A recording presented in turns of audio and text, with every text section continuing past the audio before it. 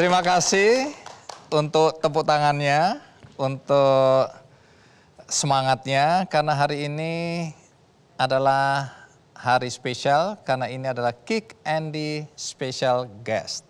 Jadi ada tamu spesial yang saya undang. Tadinya saya tidak terlalu memperhatikan sosok yang satu ini. Dia bisa dibilang seorang artis, penyanyi, pebisnis, pegiat sosial, dan macam-macam. Ini multi talenta anak ini. Tapi dulu saya tidak terlalu memperhatikan sampai kemudian videonya viral. Video tentang sebuah pidato yang menurut saya bagus sekali yang disampaikan oleh seorang anak muda perempuan, yaitu tentang kenapa kita sebagai bangsa harus konflik atas nama agama. Kenapa? Nah, ada yang sudah bisa menebak siapa tamu kita? Mari kita sambut Cinta Laura.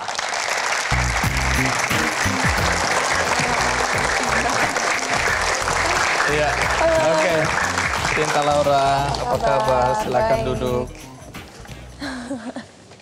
Jadi sebelum kita ngobrol, saya mau semua yang nonton untuk melihat tayangan berikut ini dulu.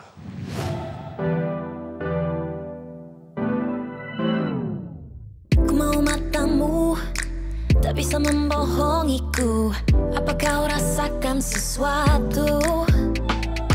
Ku rasakan sama. Siapa yang tidak kenal Cinta Laura Kell?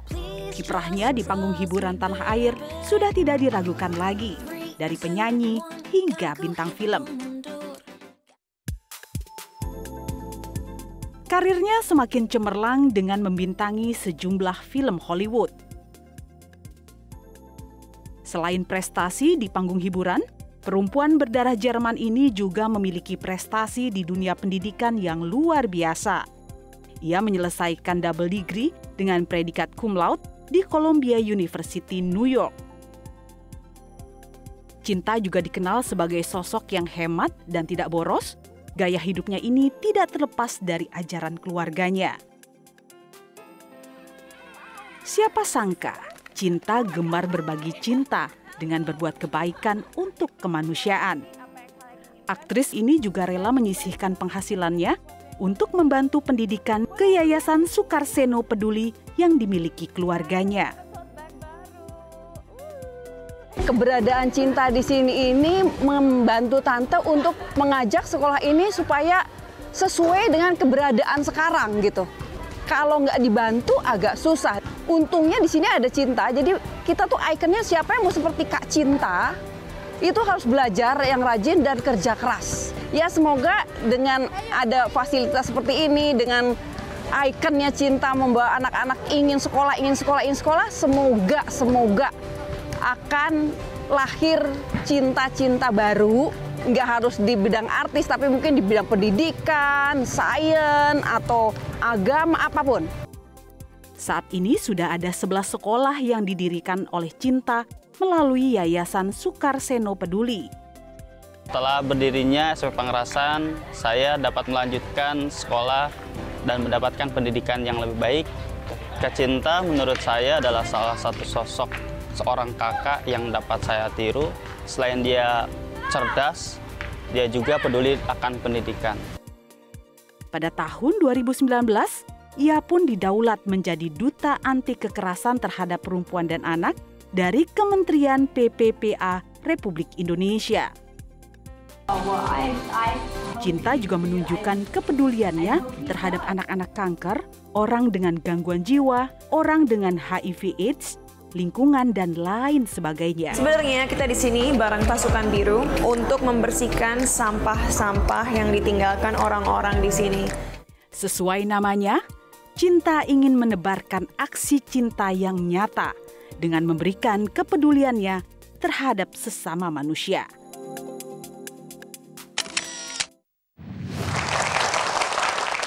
Cinta, aku dengar kan kamu punya kepedulian pada kasus anak-anak muda yang bunuh diri. Anak-anak muda yang oleh berbagai sebab kemudian bunuh diri. Kenapa kamu punya perhatian pada anak-anak muda yang melakukan tindak bunuh diri?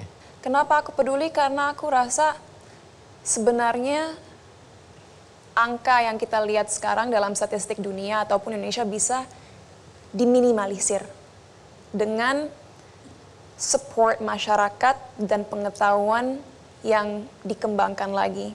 Agar sebagai masyarakat, jika kita melihat seseorang yang memang sudah sampai titik terendahnya, kita bisa memberikan empati yang tepat agar mereka menyadari bahwa mereka masih bisa bangkit kok. Dan kalau dari sisi edukasi, jika kita sadar segala hal itu sementara, everything's temporary. Kebahagiaan itu hanya sementara, kesedihan sementara, rasa sakit itu sementara.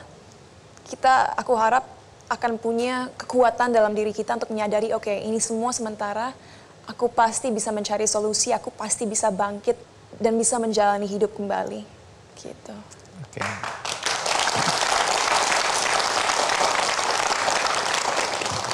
Cinta kan bergaul ya dengan banyak kalangan, terutama karena memang usianya ya tentu dengan anak-anak muda juga. Tapi dari pengalaman cinta ya, melihat mereka yang mengalami gangguan kesehatan mental, kesehatan kejiwaan yang tadi Cinta ceritakan, faktor-faktor apa yang menurut Cinta yang membuat kok anak-anak muda ini sampai pada tahap seperti itu? Ya. Karena kami orang dewasa kadang merasa manja betul anak-anak muda ini ya. Dikit-dikit healing, dikit-dikit healing. Padahal bebannya belum terlalu berat. Tapi Cinta yang pasti lebih tahu apa alasan mereka. Oke, untuk diskusi ini mari kita establish bahwa yang kita bicarakan adalah anak-anak muda yang datang dari latar belakang sosioekonomi cukup baik ya. Kenapa banyak dari mereka merasa putus asa sehingga mungkin ingin mengambil nyawa mereka sendiri? Karena masyarakat kita gara-gara social media dan pokoknya platform-platform online lainnya membuat kita merasa apa yang kita punya nggak cukup. Banyak hal di luar sana yang dipublikasikan membuat kita merasa kita tidak punya. Oke, jadi walaupun kita misalnya di rumah memiliki mobil, memiliki rumah yang nyaman, walaupun kita datang dari latar belakang yang baik secara finansial, kita selalu merasa, oh, saya kurang cantik, saya kurang pintar, saya nggak akan pernah bisa sesukses ibu atau bapak saya, handphone saya kurang modern, teman-teman saya kurang cool. Dan dengan logika yang merasa terus tidak cukup, itulah yang membuat diri seseorang merasa hampa dan kosong. Dan itu menyedihkan. Karena aku rasa anak muda zaman sekarang kurang dididik bahwa ada bedanya antara kebutuhan dan keinginan. Dan segala hal yang mayoritas anak muda merasa mereka tidak punya, itu karena keinginan yang tidak tercapai. Bukan karena kebutuhan. Bukan karena kebutuhan. Jadi mereka menempatkan standar yang tinggi karena terlalu banyak melihat apa yang terjadi di media sosial. Ya. Kan banyak orang yang kemudian mempertunjukkan atau mempertontonkan kekayaannya. Sehingga dia merasa, kok kurang aku, atau kecantikannya, ketampanannya, atau baju, tas yang dia kenakan itu. Dan yang menyedihkan, para figur-figur yang memiliki kekuatan lah yang memperpetuate masalah ini. Aku tidak mau menjatuhkan siapa-siapa, tapi pada kenyataannya mayoritas mau kita namakan YouTuber atau influencer, yang mereka pertunjukkan dalam konten mereka adalah kekayaan mereka. Mereka berlibur dengan private jet, mereka memiliki 10 mobil, rumah terus direnovasi, akhirnya 1 hektar.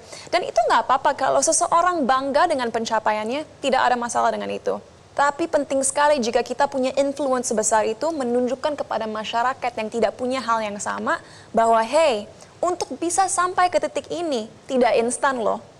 Ada proses. Ada proses, dan itu yang dilupakan anak muda, bahwa segala hal yang indah itu butuh proses. Makanya banyak sekali anak muda zaman sekarang yang juga tidak bersyukur dengan setiap pencapaian kecil yang mereka dapatkan. Karena mereka pikir tinggal mengambil sebuah foto, tinggal mengambil sebuah konten, langsung oke, sama dengan mobil mewah ini. It does not work like that. Aku pribadi sudah bekerja di dunia entertainment hampir 16 tahun. Sejak aku berusia umur 12. Dan ya, tidak bisa dipungkiri bahwa memang aku datang dari latar belakang keluarga yang stabil. Dalam arti memang orang tua aku bisa memberikan aku pendidikan yang baik, hidup yang nyaman. Tapi perlu diketahui juga bahwa sejak aku berumur 13 tahun, papa aku tidak lagi memberikan aku uang saku sepeser pun. Sebagai orang tua saat itu ia merasa bahwa yang dia akan kasih hanya biaya pendidikan. Di luar itu kebutuhan aku harus aku tanggung sendiri. Dan dari situ selain disiplin dari ayah aku juga belajar the value of money. Apa artinya bekerja keras. Sehingga sekarang di usia aku yang 20-an, rumah yang aku miliki, mobil-mobil yang aku miliki, barang-barang yang aku kenakan itu 100% hasil kerja kerasku sendiri.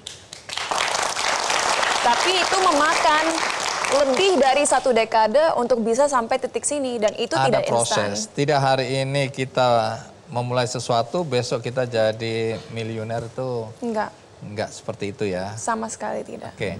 Kenapa aku milih Indonesia? Karena aku sangat bangga dengan negara kita yang sangat kaya budaya, beragam, dan tentunya memiliki potensi yang sangat besar untuk menunjukkan kepada dunia bahwa kita bisa loh, kita kompeten loh, kita bisa menjadi pemimpin dunia.